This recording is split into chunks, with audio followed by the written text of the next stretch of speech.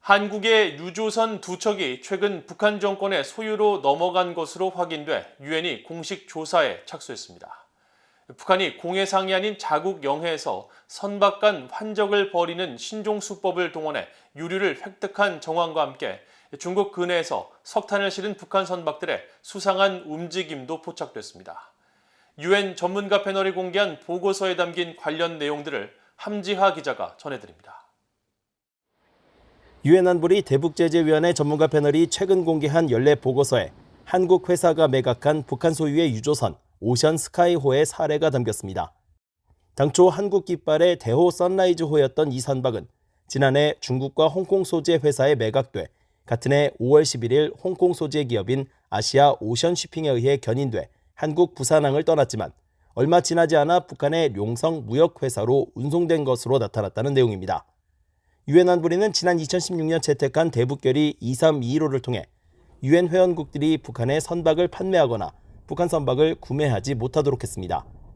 이 선박을 매각한 한국의 대호 쉬핑은 전문가 패널에 보낸 서한에서 지난해 3월 중국과 홍콩에서 활동하는 브로커와 한국의 장시성을 가진 브로커에 의해 매매 계약이 체결됐다며 북한과의 거래가 아니었다고 해명했습니다. 전문가 패널은 또 불과 2년 전까지 한국 선적이었던 유조선 우정호가 북한 선박을 단 신평 5호가 돼 있는 사실을 확인하고 현재 조사를 진행 중이라고 밝혔습니다.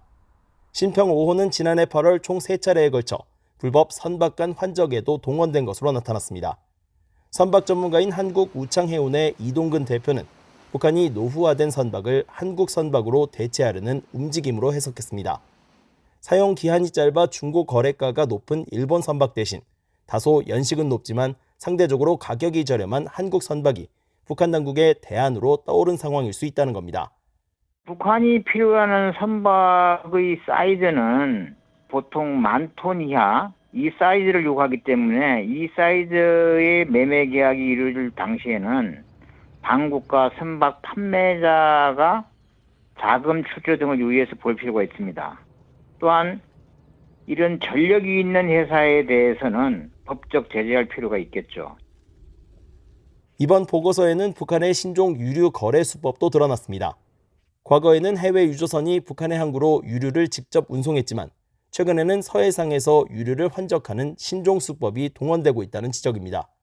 또 북한의 불법 석탄 수출도 끊이지 않고 있다며 2020년 9월부터 2021년 8월 사이 북한은 55만 2,400톤에 달하는 석탄을 최소 64차례에 걸쳐 중국 근해와 중국 항구에 운송한 내용도 보고서에 담았습니다.